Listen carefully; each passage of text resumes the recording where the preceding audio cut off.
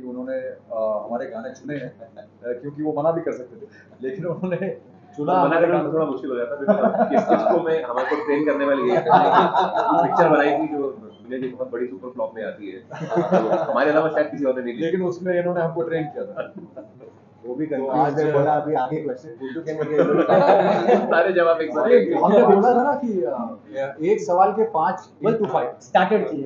हाँ, उसके बाद गाड़ी चलती रही। आपको बार मौका सिर्फ देने छू करना है और सवाल पूछने का मौका देने का। आयुष और कुछ पूछना है? नहीं सर जी, आप लेकिन जब हमने लीजेंड सिंगर से कभी बात करते हैं गानों को लेकर, तो एक चीज ऐसी पता चली कि अब एक ऐसा चलने का दौर ऐसा है कि जो पुराने 90s के गाने थे उसको उठाकर एक रिक्रिएट रीअरेंज करके किसी रैप के अंदर उसको डाल के हम सभी के बीच में सजाकर परोसा जा रहा है। आपसे मुझे जानना चाहूंगा इस 20 साल के बदलाव के बाद आप अभी के दौर पर गानों को किस तरीके से देख रहे हो, और जो ये रीअरेंज का चलन चल रहा है इसको आप किस तरीके से देख रहे हो? देखिए हर दौर में इस तरह की बातें होती हैं, नई साउंड आती है, नया ऑर्केस्ट्रेशन आता है, एंड वो दौर है। और आइडिया नॉट टू डील और टू सीखिए या सही या गलत, म्यूजिक में कुछ नहीं गलत नहीं है।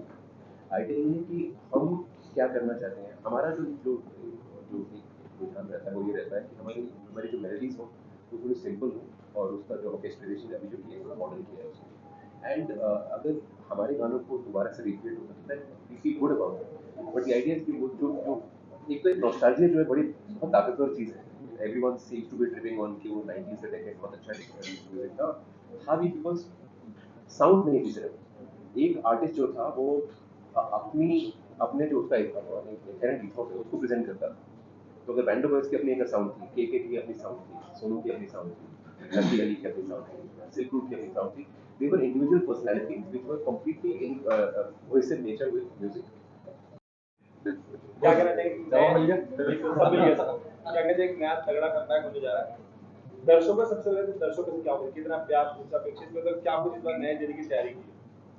देखिए हम लोग जब लेके आए थे ना 2002 में अपने गाने, तो हम नए लेके आए। आज हम लोग वही चीज फिर से लेके आ रहे हैं क्योंकि हमारे गाने कभी पुराने नहीं होते।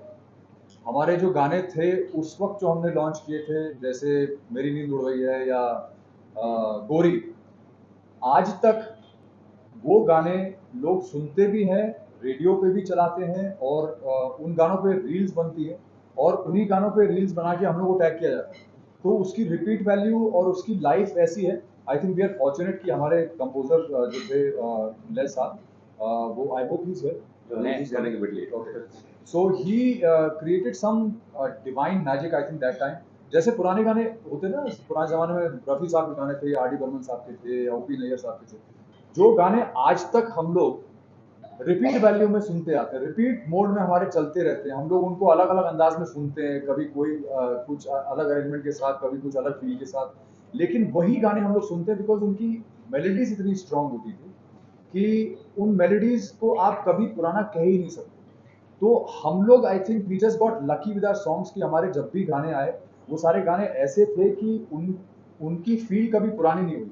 We were ahead of our times, and I think today even those songs are still ahead of our times, and today again we are coming up with the songs that are going to stay with us, I think, for a very very long time. And like Sudhanshu was saying, we still today so many comments, so many people reaching out to us on YouTube, social media, saying we are still listening to your songs, और बच्चों भी सुनते हैं, और it's just the whole universe is just so appreciative of those songs that we have felt कि भाई why are we not doing more? ऐसा तो proof of the pudding was कि हमने मेरे घर पे हम डिनर पे आए थे और हमने गाना पूरी जो रिक्रिएट किया था, एक रील बनाई थी घर में रील बैठ बनाई के, थी। हम लोग जैम सेशन के लिए मिले थे।